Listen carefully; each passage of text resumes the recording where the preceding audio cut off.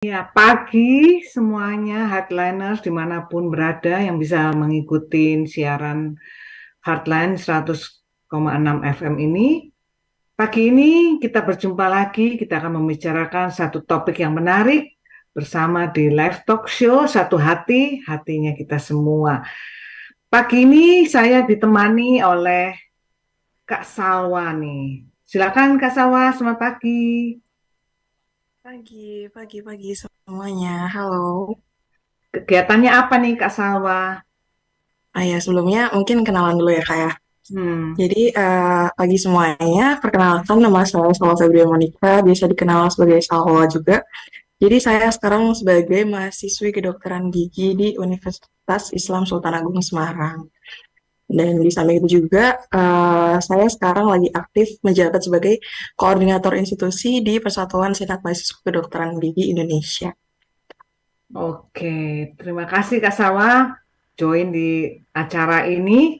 Kita akan membicarakan mengenai topik yang menarik nih, mengenai gizi rendah remaja Indonesia. Nah, permasalahan gizi remaja di Indonesia ini sudah menjadi isu yang penting dalam upaya untuk membangun para generasi muda. Ternyata banyak remaja di Indonesia, Kak Salwa, mengalami masalah gizi ini. Ada dua kutub yang berbeda, bertolak belakang. Di satu sisi ada yang kekurangan gizi nih ya, nutrisinya kurang nih ya. Di satu sisi lain, para remaja mengalami kelebihan berat badan atau obesitas.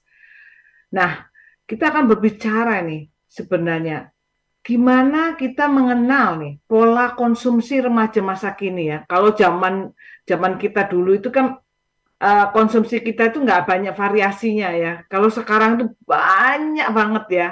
Eh, Makan resto, bistro, kafe lah yang menawarkan beragam makanan gitu ya. Dari yang sehat gitu ya sampai ini ya yang apa namanya kurang gitu ya karena gula lah banyak ya kandungan-kandungan di dalam makanannya itu. Nah, kita ngomong-ngomong nih dengan Kak Salwa nih, bagaimana nih pola konsumsi remaja masa kini nih, gitu. Ya, ngomong-ngomong tentang pola konsumsi remaja masa kini ya.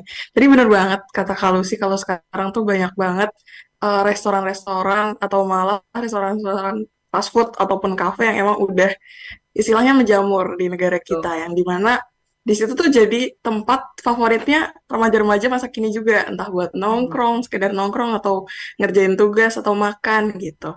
Dan dari situ pun juga mereka dilihat-lihat sekarang remaja jarang makan yang di rumah seperti masakan orang tuanya gitu.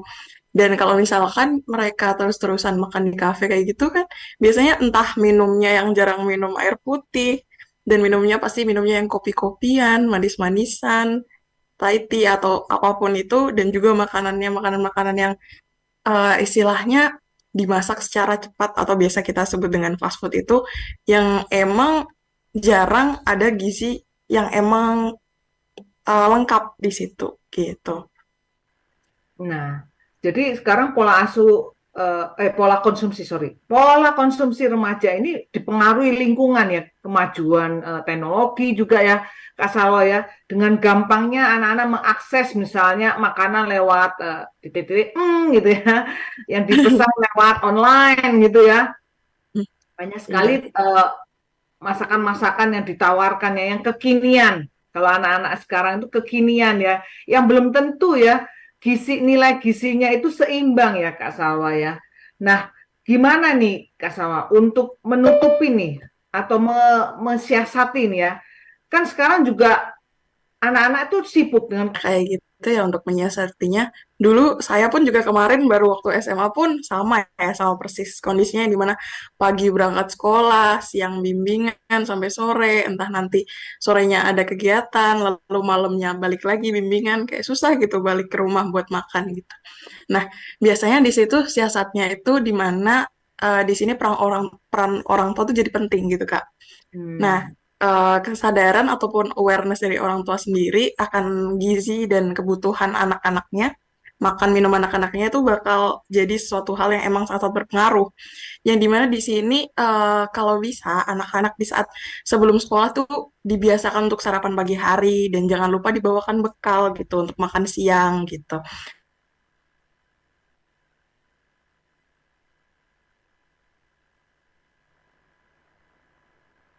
Konsumsi mereka di sehari yang minimal 3 kali itu tuh terjaga gizi dan juga komposisi makanannya gitu.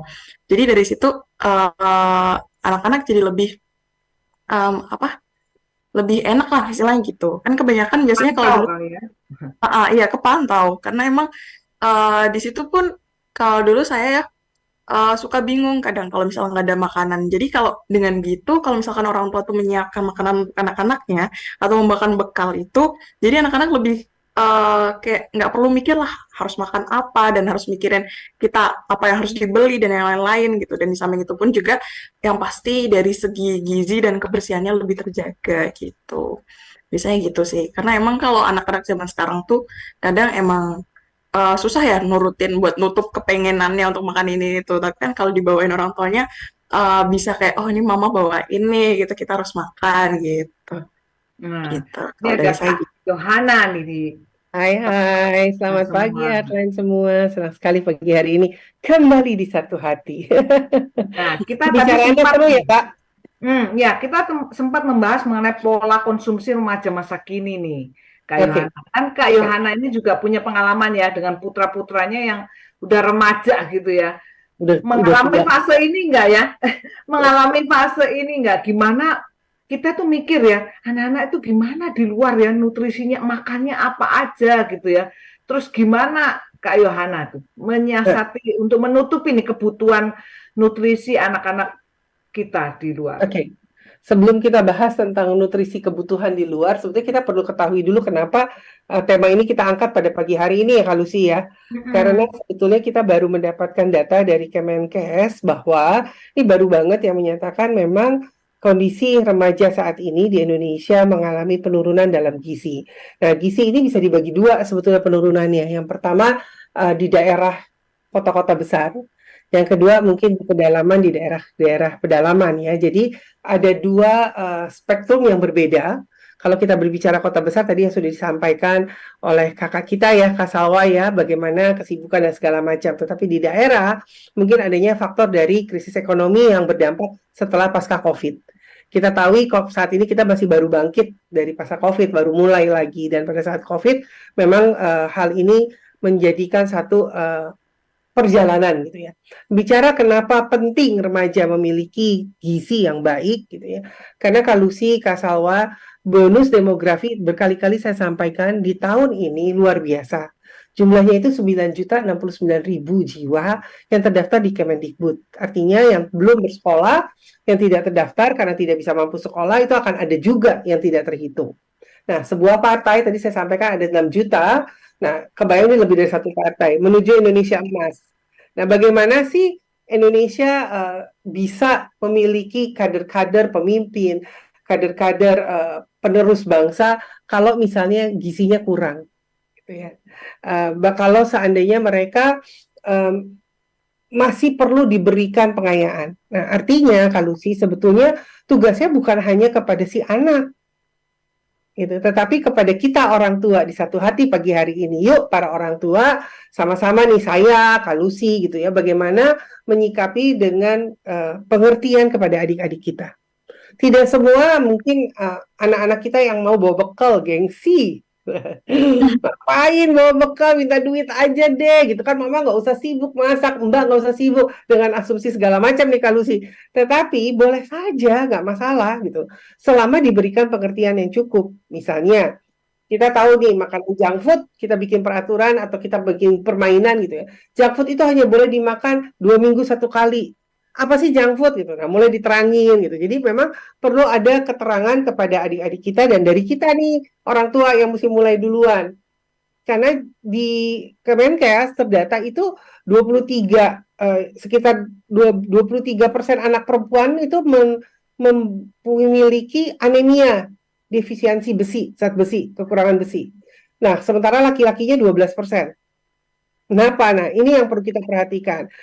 eh, konsumsi yang kita terima, maka kita harus berikan bukan adik-adik yang menentukan atau maunya, tetapi kita arahkan bagaimana mereka bisa paham nih. Kalau dulu kita ingat nggak Kalusi 4 sehat 5 sempurna, sampai saya masih ingat ada susu, ada telur gitu kan. Nah, mungkin anak sekarang kalau ditanya Kak Salwa tahu nggak 4 sehat 5 sempurna?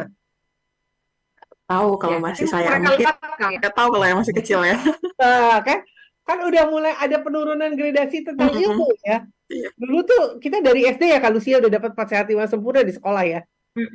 Ya kan dari Betul kecil kan sekali. ya. SD kelas 1 kelas 2 kita udah dapat. Tapi sekarang mungkin adik-adik kita nggak dibilang itu 4 sehat 5 sempurna buat apa fungsinya. Tapi membahas mungkin makanan-makanan. Nah, ini yang perlu kembali diingatkan di satu hati pagi hari ini. Yuk peran orang tua memberikan, kan kita orang tua tuh nggak ada mau anak yang sakit.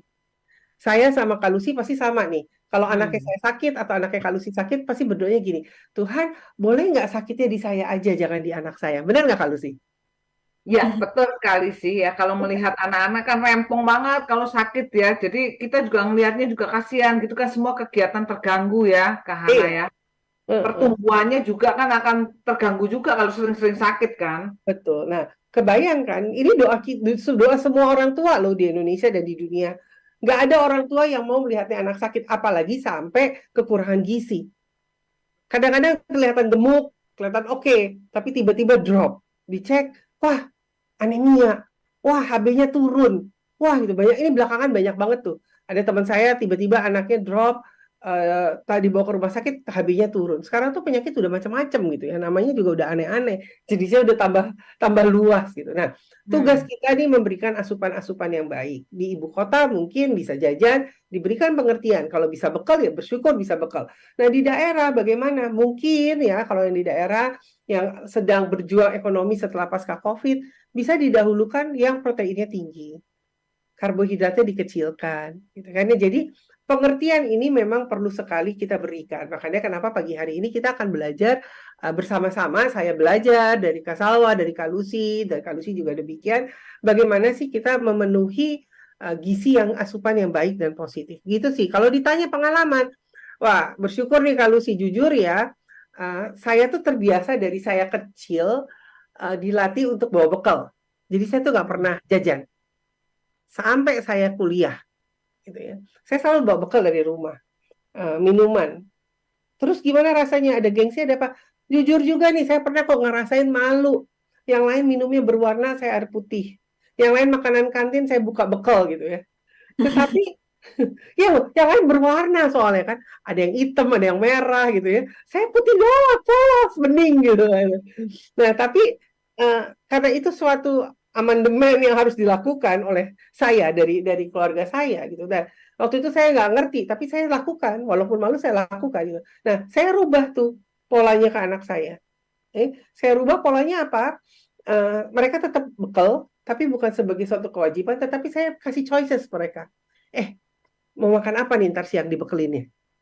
Nah, bedanya itu ya, kalau dulu kita kalau sih mau nggak mau makanan di dalam box, nggak tahu isinya apa, tapi kita mesti makan gitu kan. Ya. Tapi kalau sekarang kan kita bisa tanya sama adik-adik kita, sama anak kita, mau makanan apa nih, besok mau dibekelin apa. Nah, sehingga uh, apa yang mereka inginkan sudah tercukupi gitu loh. Dan terus diajarin nih, oh kalau kamu jajan, nih duitnya misalnya 1.000 gitu ya. 1.000 kamu dapat apa sih? Oh dapat katakanlah nugget gitu ya. Saya nggak mau pakai merek apapun karena semua juga baik gitu kan. Nugget tapi cuma dapat 5. Nah kalau 1.000 nih, mama bisa bikin buat 3 hari loh nuggetnya.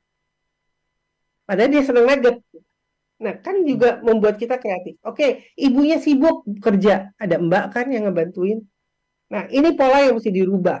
Jadi kalau sesuatu yang baik diturunkan, tapi diikuti dengan perkembangan zaman. Nah, kalau anaknya laki-laki gimana, gengsian? Anak saya 2 laki-laki.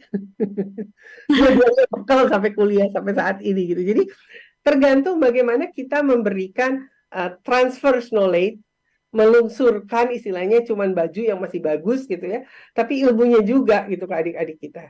Nah, untuk yang di daerah balik tadi, bagaimana sih biasanya nih kalau kalau saya yakin juga banyak orang tua yang melakukan gini. Kalau kita lihat anak kita makan seneng, lahap, kenyang gitu, terus masih ada 1 potong ayam, kita kepengen, kita pasti akan ngalah. Kita akan bilang, udah buat kamu aja. Padahal kita kepengen, kita mau gitu. Kadang-kadang kan dibilang kan seorang ibu tuh bisa menjadi seorang kamuflase terhebat gitu ya, karena dia bisa menutup keinginannya untuk kebahagiaan keluarganya, kebahagiaan anaknya. Jadi ini yang mungkin bisa diterapkan dan mereka kan lihat kok tahu. Kadang-kadang kan banyak tuh iklan-iklan misalnya saking kepengen rendang nggak bisa makan rendang, rendangnya buat anak, bumbunya aja buat si ibu udah seneng gitu loh. Gitu kan Lucy pengalaman saya. Iya. Jadi sekarang pergumulannya kalau di kota besar tuh Kak Hana, anak-anak itu sekarang gaya hidupnya itu kurang aktif, bener nggak Kak Salwa? Betul. Kebanyakan main di depan gadget, ya kan? Gadget kan cuma jari doang gitu kan ya. Jarang sekali anak-anak kita lihat ya main di luar gitu ya, olahraga yang apa namanya menguras keringat, itu mereka udah nggak mau tuh. Ini ngapain? Mendingan ini nih di kafe duduk main gitu kan, lebih nyaman, lebih enak. Nah, gaya hidup yang kurang aktif ini juga salah satu penyumbang dari Betul, ketidakseimbangan gizi ya, betul Kak Salwa sekali. ya. Nah, Nah, gimana kita mendorong nih anak-anak ini ya, supaya anak-anak itu juga mau nih sekarang bergerak begitu ya, aktif di luar begitu ya, remaja-remaja kita ini kan jarang sekali kita lihat mereka itu beraktivitas di luar gitu kan. Apalagi panas-panas begini ya, Kak Yana ya. iya betul sekali. Nah, Um, gimana ini ke siapa nih? Buat Kak Salwa dulu aja ya. ya, ya, oke. Jadi kalau gimana cara kita mendorong anak-anak yang suka main gadget di luar ataupun di dalam rumah itu ya. Jadi dulu Kurang aktif kan emang mereka jadinya. iya emang beda banget ya Kak ya. Dulu tuh saya waktu kecil tuh malah dimarahin mama buat ayo buruan pulang gitu karena kebanyakan main di luar, kebanyakan main di lapangan gitu. Tapi kalau sekarang kok kayaknya orang tua ayo buruan keluar sana main sama teman-teman gitu, jangan di rumah terus, jangan main HP terus gitu. Nah, itu sih jadi peran kita bareng-bareng sebenarnya ya, entah dari sekolah, entah dari rumah, atau dari orang-orang di sekitarnya buat anak-anak itu gitu, kalau dari saya sendiri ya. Jadi yang dimana kita kayak ngebiasain, paling gampang, paling paling enteng tuh di rumah deh. Kita ngebiasain di mananya kita, kalau kalau saya suka beraktivitas karena emang orang tua saya suka beraktivitas. Jadi kayak secara nggak langsung kita dari kecil juga ternyata setelah kita tahu tuh kenapa sih suka main gadget di kamar gitu. Ternyata emang karena salah satu alasannya tuh karena dia kurang interaksi sama orang tua di rumah gitu. Kan sekarang kayak gitu ya. Polanya anak-anak tuh kayak di rumah tuh kayak kesannya kayak ngekos gitu. Enggak yang ngobrol sama orang tuanya, enggak yang gimana kita pulang sekolah yuk ngumpul di meja makan di ruang keluarga, cerita gimana sekolahnya, gimana tadi dari pagi sampai siang gitu. Nah, kalau sekarang tuh rata-rata anak pulang sekolah, masuk kamar, turun makan, masuk kamar, nah itu persis banget kayak adik saya yang paling kecil tuh kayak gitu kan. Kayak susah banget gitu. Tapi gimana ya kita kayak ya kita jadi kayak saya jadi kakak, kayak ada mama juga di rumah gitu kayak gimana ya kita bisa manggil dia kayak ayo sini kumpul ke bawah gitu. Ayo ngobrol yuk gitu. Ayo main yuk, keluar yuk gitu. Ayo jalan yuk gitu. Ya sesimpel ayo ke tempat olahraga yuk kita main badminton bareng-bareng, entah ke kolam renang kita main gitu. Jadi kayak ya awalnya emang kepaksa, nanti lama-lama kebiasa gitu. Pasti kalau emang udah terbiasa kita beraktivitas secara seimbang, entah dari sekolah, entah emang dari main gadget kita di rumah, entah beraktivitas di luar. Nah, nanti kalau ada yang minus satu pasti kayak ada yang kurang gitu. Gitu. Terus juga kayak ya emang gimana kita orang-orang dewasa buat bisa bikin mereka tuh paham kalau kita tuh harus melakukan banyak hal di luar sana. Kalau hidup tuh di dunia nggak seputar di gadget doang gitu. Kayak kita tuh harus kenal orang-orang yang emang harus kita lihat langsung nih orangnya di depan mata kita gitu. Nggak cuma bisa di gadget doang gitu. Dan di samping itu juga peran orang tua juga orang-orang dewasa di rumah juga bisa sangat-sangat berpengaruh kalau misalkan kita bisa membatasi seberapa jauh mereka main gadget, kayak seberapa lama mereka main gadget, kita harus tetap awasi gitu. Apalagi sekarang malah kalau misalkan kita ngebicarain buruk-buruknya kan malah kalau misalkan kita nggak bisa ngontrol itu malah bisa aja mereka keseret ke hal-hal yang emang tidak baik gitu. Gitu. Jadi intinya mah kalau dari saya segimananya kita orang-orang dewasa bisa kasih mereka pengertian dan ajak mereka karena emang ya anak kecil kan ya emang diajak ya maunya ya. Masa kita mau biarin mereka inisiatif kan pasti susah ya kan. Nah, gitu. Jadi kayak kita harus ngajak dan harus ngebiasain mereka buat kayak ngerti pentingnya beraktivitas di luar sana gitu.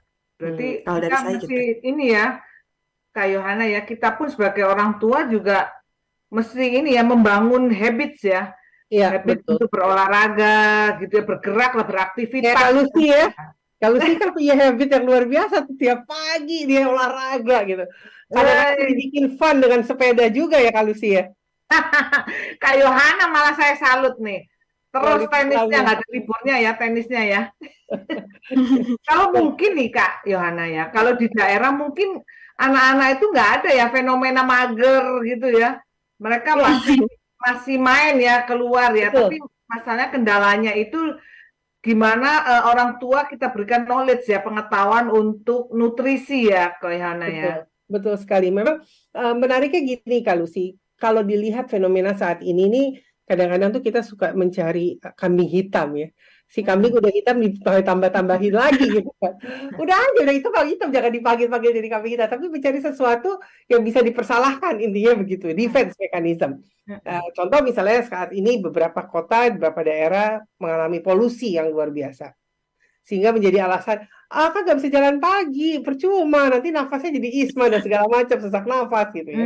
Saya perlu Hmm. diperhatikan nih Kak Lucy, Kak Salwa, karena ternyata kegemukan itu juga menjadi salah satu yang tadi Kak Lucy bilang adalah obesitas. Saya baru-baru banget beberapa hari yang lalu ketemu rekan teman main, dia cerita bahwa anak temannya usianya masih muda sekali, masih belasan tahun meninggal. Hmm. Kenapa? Karena ternyata punya gula, Oh. diabetes. Yang tidak terpikirkan kan kalau dulu tuh gula tuh dipikirkan secara analogi tubuh gitu ya, gula itu ada kayak ini loh, kesehatan itu investasi, saya suka bilang gitu. Hmm. Apa yang kamu investasiin dari masa muda, dari bayi sampai kamu masa muda akan keluar pada saat usia kamu setelah 40 tahun.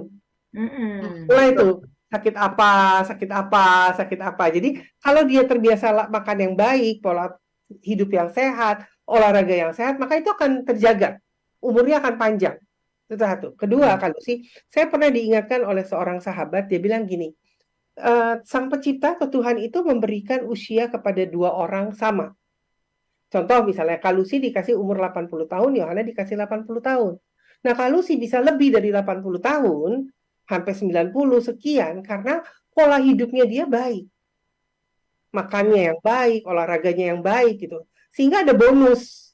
Hmm. Nah, Yohana 80 tahun harusnya nyampe. Kenapa dia umurnya cuma sampai 60 atau 60 sekian meninggal gitu. Nah, ternyata ada penyakit-penyakit yang membawa dia. Nah, artinya siapa? Kan tergantung kita. Kita mau pakai jalur Kelihatan. mana nih gitu loh. Jalur yang Hmm. konsisten nggak nyaman tapi buat kita sehat dapat bonus. Bonusnya bisa menikmati hidup lebih panjang, atau jalur yang happy-happy tapi menjadi penyakit. Nah, ini yang perlu kembali diingatkan kepada kita semua nih, kepada orang tua, yuk didik adik-adik kita, anak-anak kita dalam posisi yang tadi kayak Lucy gitu loh. Nah, waktu teman saya kemarin cerita umurnya masih belasan dia meninggal ternyata karena diabetes, itu tidak terdeteksi. Karena kan nggak ada yang kepikiran ya, anak muda belasan Betul. tahun gitu. Ternyata diabetes itu kan salah satu penyakit yang ngeri-ngeri sedap. Nggak kelihatan Hmm. tapi tiba-tiba udah menggerogoti tubuh di dalam. Itu diabetes gitu ya. Bisa larinya macam-macam tuh, ada yang ke jantung, paru-paru, ke ginjal dan macam-macam. Saya bukan dokter. Nanti mungkin kita undang suatu saat gitu ya, khusus bahas untuk ini. Tetapi ternyata overweight itu yang tadi Kalusi bilang, males, mager. Duduk makan depan komputer. Terus tugas apalagi zamannya kemarin pada saat COVID, hampir Hmm. seluruh Online. harinya buat di komputer, dari belajar main gitu ya, sehingga itu menjadi Hmm. habit kan. Selama 1 tahun lebih kita dibentuk di depan komputer. Nah, membuat perubahan. Kalau tadi kata Kak Salwa, dulu disuruh teriak pulang, sekarang diseret-seret suruh keluar gitu ya. Gimana suruh main? Nah, itu nggak mudah, Hmm. sangat Betul. nggak mudah. Bayangin kalau sih kita hampir 2 tahun loh di depan komputer, pelajaran Hmm. semua by online. Tiba-tiba sekarang kembali kepada posisi yang lama, tetapi satu sisi secara manusiawi, manusia itu kan bersosialisasi sifatnya, ya tidak Hmm. individu, beda dengan binatang. Dia sedang berkelompok. Di satu sisi dia pada saat dia masuk ke ranah yang sekarang, dia sedang berkelompok, tetapi di satu sisi dia tidak mau meninggalkan yang nyamannya di sini, gitu loh.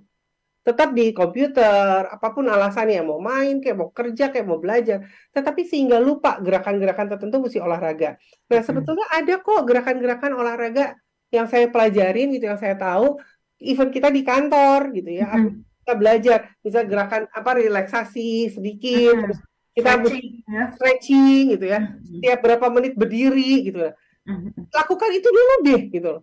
Mungkin kelihatan lucu, kelihatan aneh, nggak usah peduli, kan yang belajar kamu di rumah sendiri, nggak ada yang tahu, Mhm. tapi kesadaran itu dimulai. Karena setelah itu pada saat kita berkomunikasi, coba bentuk suatu kegiatan komunikasi yang menyenangkan. Misalnya kayak Kak Lucy nih sedang sepedahan, oh rame-rame nih sama teman-teman, yuk kita sepedahan hari apa, atau sama suami atau sama anak quality time dengan sepeda atau jalan pagi. Saya senang tenis, yuk cari kelompok tenis, gimana caranya nih? Oke, seminggu 3 kali. Pada saat kita fun, pada saat kita senang, maka kita melakukan bergeser tuh lama-lama. Mungkin tanpa kita sadarin akhirnya di komputernya tadinya 100% udah 30%, tapi itu Mhm. kewajiban gitu ya. Nah, ini satu-satu yang memang perlu kita perhatikan. Sedih loh Kak Lucy, masih belasan meninggal karena Iya, iya, iya, betul, betul. diabetes. Kemarin Mereka aku juga sempat lihat tuh di sosmed tuh, Kak Yohana, umur 14 tahun kali cowok itu ya, kena stroke coba. tuh kan, Stroke nggak bisa jalan loh, Kak Yohana. Jadi dia harus diterapi tuh supaya bisa jalan begitu. Saya sampai, wah, 14 tahun nih, masih SMP nih, udah stroke, coba kebayang nggak? Mati sebelah gitu kan. sedih ya. Nah, iya, makanya mungkin orang tua dimanapun yang lagi mendengarkan siaran kita gitu ya, jangan menganggap sepele ya Kak Yohana ya, ketidakseimbangan gizi, kurang gerak, mager, gaya hidup yang nggak bener gitu ya, terus pola makannya ngawur, ngaco. Ini ternyata penyakit udah nggak pandang bulu sekarang ya Kak Yohana ya. Nggak Betul. bisa kita Umur sebut, misalnya kita kategorikan ini penyakit untuk orang tua gitu ya. Sekarang udah nggak ada ya kayaknya ya. ada. Semua level umur siapapun itu kalau nggak jaga kesehatan ya kan, nggak apa namanya pola hidupnya diatur, pola makannya juga diatur, ini penyakit udah ini semua bisa kena semuanya ya kayaknya Iya, ya. betul. Apa namanya? Makanya kan dibilang dulu kan kayaknya umur tuh orang meninggal tuh 80, 90, sekarang tuh nggak ngelihat ya. Yang Iya muda betul. ada yang meninggal, yang di tengah-tengah meninggal, yang seumur saya tiba-tiba meninggal. Kenapa ya itu tadi? Karena investasi kesehatan itu nomor satu. Apa yang kamu investasikan, kebiasaan-kebiasaan yang ada pada saat muda, itu akan keluar nanti gitu loh. Nah ini yang perlu diperhatikan sih sebetulnya. Semakin maju ke depan ya Kak Mm-mm, Salma ya, ini penyakit betul. bukan dulu umur itu ya kayak anak yang Sekarang 50 udah macam-macam, 60. dulu nggak ada COVID Kak Lucy. Sekarang umur belasan udah kena penyakitnya yang ngeri-ngeri ya. Autoimun Mm-mm. contohnya ya Kak Yohana ya. Iya, Sering betul sekali. autoimun.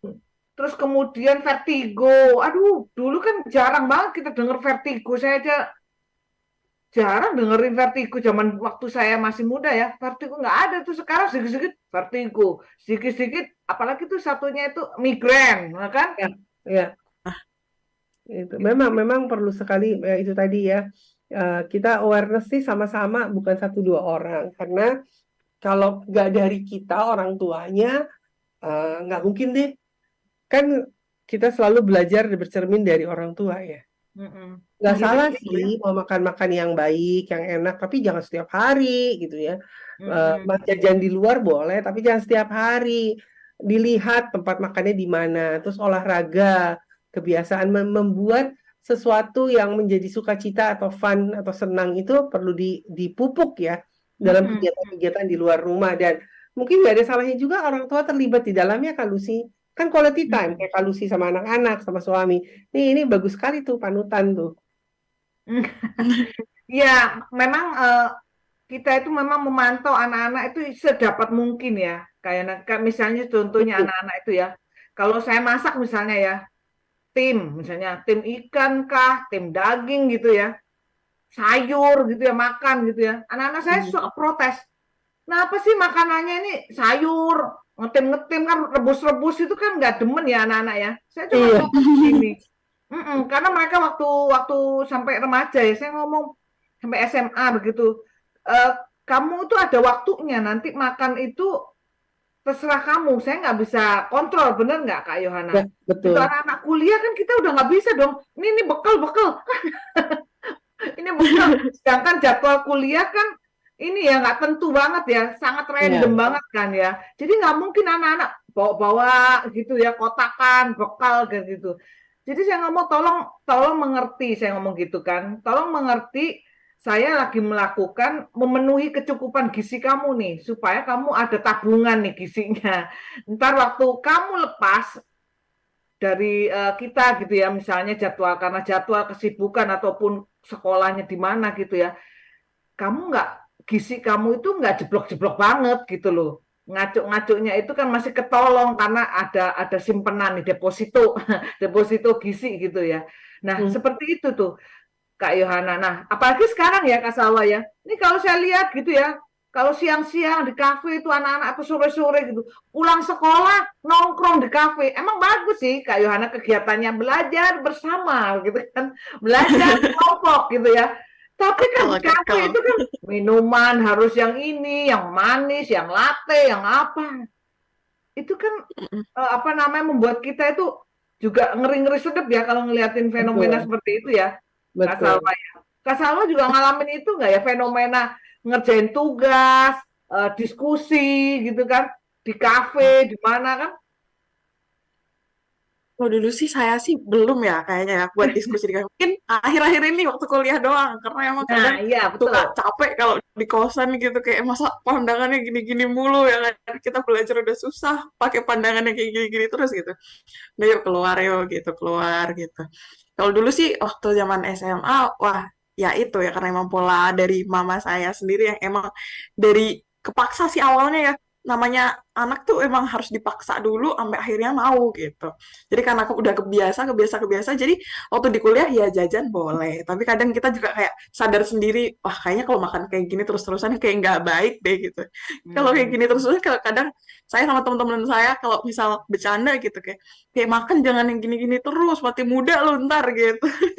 Kayak, Hmm. ya ayo sadar sadar gitu apalagi kita juga ya karena emang backgroundnya kita sebagai mahasiswa kedokteran jadi kayak masa pengen jadi dokter diri sendiri nggak disayangin gitu Hmm. gitu jadi kayak ya emang kalau udah di kafe mah susah nyari makanan yang sehat ya kayak ya isinya mah minuman yang emang gulanya banyak kayak Ya. yang manis banget entah Hmm. makanan yang emang isinya kayak bahkan di kafe pun juga makanannya pasti sering-seringnya kayak entah yang chicken katsu lah entah yang rice bowl yang Gorengan emang ya, gorengan lagi. oh gorengan mentok-mentok juga pasta yang emang Hmm. bener-bener kayak itu fast food semua kayak nggak bisa dipilih lah gitu.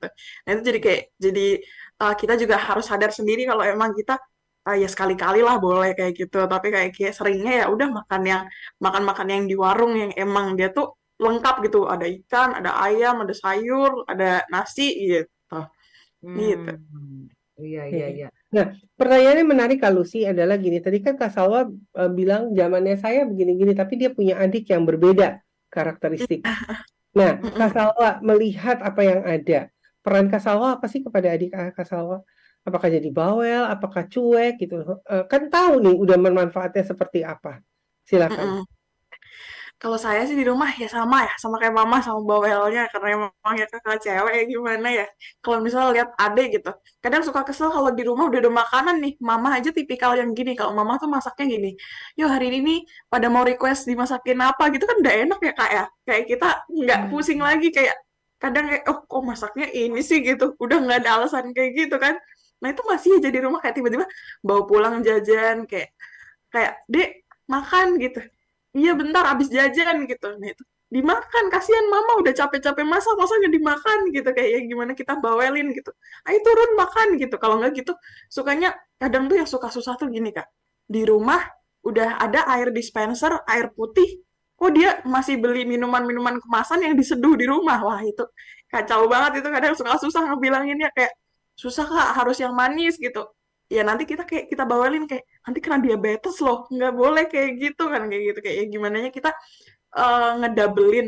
ngedabelin jobnya mama sama papa di rumah buat kayak ngebawelin mereka ngasih tahu kalau kita tuh harus gini gini gini gini gini gini gitu kalau makanan ya kayak sesimpel kayak kasihan mah kasihan deh mama mah udah belanja udah masak masa nggak dimakan kayak gitu gitu kayak selain kayak kita omelin ya kayak gimana kita bikin mereka sadar kalau mama tuh di rumah udah usaha loh buat kita gitu kayak kita nggak boleh sakit kita nggak boleh nyepelein gitu gitu Nah, kalimat diomelin, berarti kan kakak ngomelin ke adiknya gitu. Emang kalau diomelin terus dia jadi nurut kah? awalnya sih suka bebel kayak cuman iya iya gitu kayak iya iya gitu kayak tapi kan lama-lama suka capek kadang kayak ya kak, ya gitu kayak. Terus akhirnya mau makan bareng gitu. Kalau enggak, kita mah kadang kalau saya gitu makan sama adik-adik kita ajak. Jadi makannya nggak sendiri-sendiri biar nggak bosen gitu. Ayo makan yuk makan gitu. Ayo makan ke meja makan duduk kita makan gitu. Gitu. Temenin kayak dipaksa ini gitu. Ya emang suka gimana ya namanya adik ya suka ngeyel kalau diomongin ya gitu. Apalagi sama kakaknya, sama mamahnya aja susah kadang gitu. Jadi kayak ya mau ngeyel-ngeyelnya ya gimana kita orang dewasa yang emang sadar, yang tahu pentingnya hal itu ya gimana kita tetap ayo usaha, usaha, usaha biar kayak orang-orang di rumah tuh adik-adik di rumah juga kayak bisa ngelakuin apa yang kita lakuin. Ini kan lucu ya Kadang-kadang Kak Lucy, ada kalau di Omel tuh kesannya ada penekanan dilakukan secara terpaksa gitu ya. Nah, kita nanti bahas tentang itu bagaimana cara pendekatan-pendekatan untuk memberikan pengertian. Tapi saya mau nanya sama Kak Lucy kan juga punya putri 3 gitu ya, yang biasanya kalau perempuan agak bawel ya daripada laki ya. Yang satu beda maunya ini, yang satu beda maunya ini dan sebagainya. Gimana sih Kak Lucy mengsiasati keinginan perbedaan itu gitu? Kan nggak mungkin kan masakin semua tiga-tiganya atau memang mungkin dimasakin semua. Gimana tuh Kak Lucy? eh, kebanyakan giliran ya Kak Yohana. Misalnya ada yang suka bentuknya pasta gitu ya saya bikinin. Ntar ada yang sukanya itu yang sup gitu kan, yang sup penuh dengan rasa, kayak rasa itu saya bikinin. Saya jadi jadwalnya itu memang digilir lah. Tapi kebanyakan mereka semuanya kompak ya, seleranya itu ada yang sama gitu. Semuanya suka yang sup yang model ini gitu ya. Ada yang pastanya yang model ini itu ya, syukur mereka ada kesamaan selera ya. Nah, Kak Yohana, saya baru inget nih. Kadang-kadang nih kadang-kadang ada kepikiran nih anak-anak ini ya. Saya kan udah olahraga nih ya. Saya udah olahraganya kencang nih ya. Terus makan juga nggak ngaco gitu kan. Ya. Tapi mereka lupa nih Kak Yohana. Pola tidur mereka tuh kadang-kadang ngaco. Iya, betul sekali. Bener nggak? Padahal kan kata dokter itu kan ada 3 nih segi yang harus dijaga semuanya. Ya kan, pola tidur, pola makan, terus kemudian bergerak ya, olahraga. Nah, kadang-kadang anak-anak remaja nih ya, udah pikirannya udah pokoknya saya udah aktif, makannya nggak ngaco, ternyata tidurnya tuh kayak kasihkan tuh ya, main game, kasihkan lihat drama gitu kan ya. Nah, itu yang membuat mereka itu punya jadwal tidur itu yang kebalik-kebalik Kak Yona. Tidurnya malam gitu ya, bangunnya siang gitu ya. Kalau libur apalagi gitu ya Kak Yona. Nah, kita gimana nih Kak Salwa supaya seimbang nih, balance. Gimana nih hitungannya balance-nya antara makannya, tidurnya, geraknya, olahraganya. Menyeimbangkannya itu gimana itu? Oke, gimana caranya kita biar buat itu jadi balance ya. Sebenarnya tubuh kita tuh sebenarnya udah pinter, Kak. Jadi gini, di saat kita emang benar-benar melakukan aktivitas yang emang sangat-sangat produktif di hari itu, nanti tubuh kita bakal otomatis akan nge-turn off sendiri. Jadi, yang perlu diperhatikan di sini adalah di saat kita misal berangkat sekolah pagi gitu ya. Nah, terus siang sampai malam, nah itu kita lihat di siang sampai sore itu ngapain aja gitu. Di saat di siang sampai sorenya tuh ternyata ya aktivitas tapi aktivitas yang ringan-ringan aja, itu pasti malamnya bakal kebantu dan bikin dia susah tidur gitu. Karena emang nggak terlalu capek. Intinya gini, kayak kita beraktivitas capek, malamnya kita bakal tidur. Kalau dulu saya dibiasain sama mama, kita pagi sekolah ya. Habis sekolah istirahat deh bentar siang gitu. Siang ke sore kita istirahat bentar, tidur, bangun tidur kita olahraga. Mau nggak mau kita bangun tidur olahraga. Yang emang bener-bener bikin kita keringetan lah. Keringetan banget, capek. Nah, di saat kita olahraga, malamnya tuh tidurnya bisa pas, Kak. Jadi kayak jam 9, jam 10 udah mau nggak mau tuh udah ngantuk, udah harus tidur gitu. Tapi beda cerita kalau misal di suatu hari saya skip olahraga sorenya. Kayak udah males mah, nggak mau olahraga. Nah, itu malamnya fresh. Fresh banget. Kayak nggak ada hal yang bikin kita kayak ngerasa capek dan kita harus tidur saat itu juga gitu. Jadi di saat kita yang bikin balance itu yang dimana kita kayak harus ada nempatin olahraga itu di waktu yang pas untuk bisa ngebuat kita bisa istirahat di waktu yang pas juga. Karena tubuhnya kita juga bisa ngirim sinyal yang dimana kalau emang kita udah capek, kita bakal tidur gitu. Kalau kita kepaksa buat bangun saat itu juga tuh berarti kita belum cukup aktivitas saat itu. Di hari itu kita belum cukup aktivitas untuk yang ngepaksa kita untuk harus istirahat saat itu juga gitu. Nah, untuk makannya ya kita pagi sarapan, kita siang ya kalau kalau saya di rumah sih emang dibiasain ya jadi di mana kayak mamah tuh ngajak kayak kita pagi makan bareng-bareng, siang makan bareng-bareng, sore kita olahraga, malam juga tidur. Nah, itu malah yang bikin bahaya. Jadi kita gimana ya kita buat bisa bikin schedule yang gimana seharian itu sangat-sangat produktif hingga bikin kita malamnya tuh beneran capek gitu. Cuman emang kadang ya sekali dua kali kecolongan kayak misal apa gitu.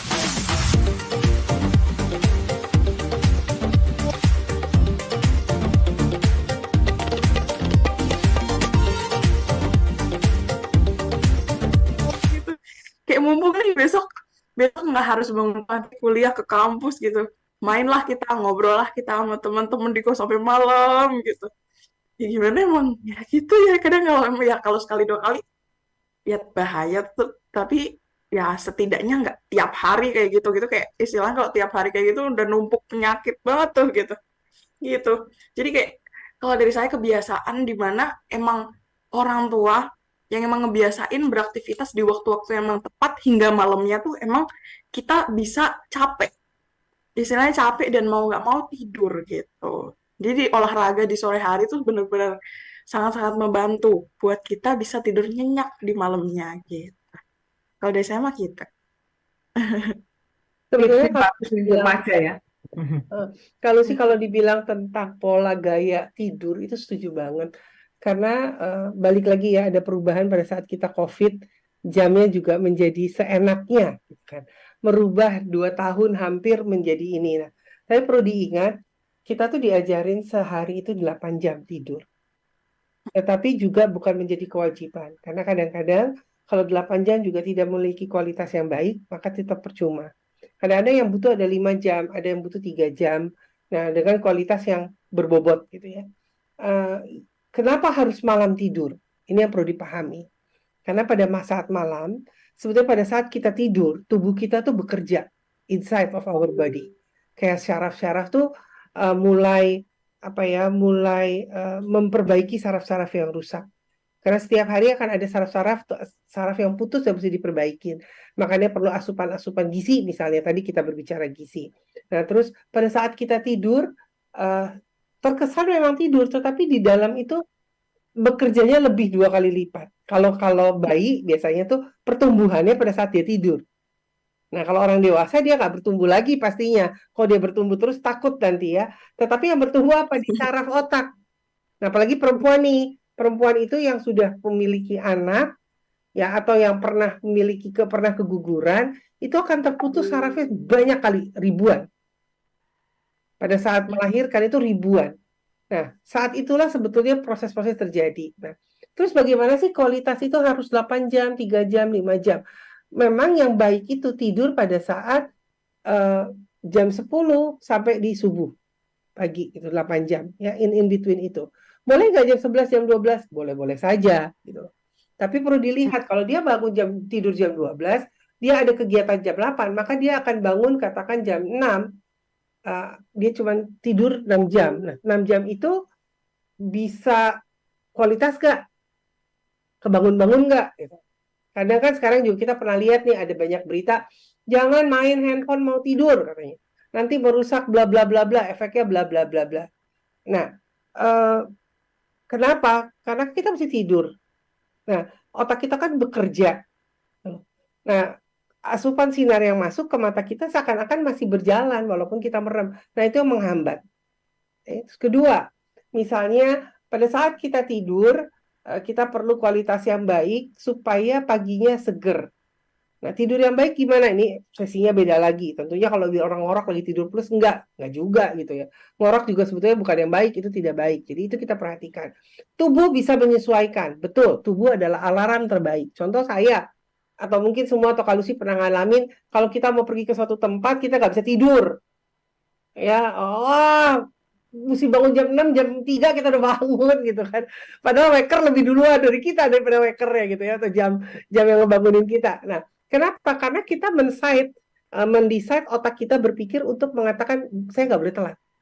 Ada perintah kerja. Nah, perintah kerja itu dilakukan pada saat kita tidur gitu.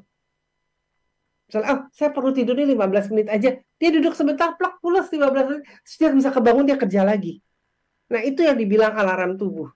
Dan ini bisa terjadi polanya baik benar. Tapi benar kalau sih, kenapa kita butuh tidur malam? Jangan begadang. Karena yaitu, kita merusak proses anatomi tubuh kita yang berdampak tadi. Akhirnya masukan gizi nggak bisa dengan sempurna. Kekurangan gizi lagi. Larinya ke situ lagi kan. Gitu kalau sih. Iya, aduh menarik banget ya Kak Yohana ya, pagi ini padat banget nih semua daging nih, tips-tips gizi, tips apa namanya tidur ya, pola tidur, tips apa namanya olahraga, semuanya komplit ya pagi ini ya. Ya, begitu sih.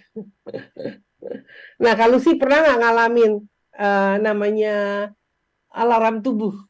Yang paling sering dilakukan pada saat apa? Kalau saya saat mau pergian tuh, pasti gelisah, nggak bisa tidur pulas. Sama, kalau saya ada kegiatan berikutnya itu pasti kalau istirahat pasti saya set alarm di tubuh ya. Iya, Sama kan ya Kak Salwa ya. Ya.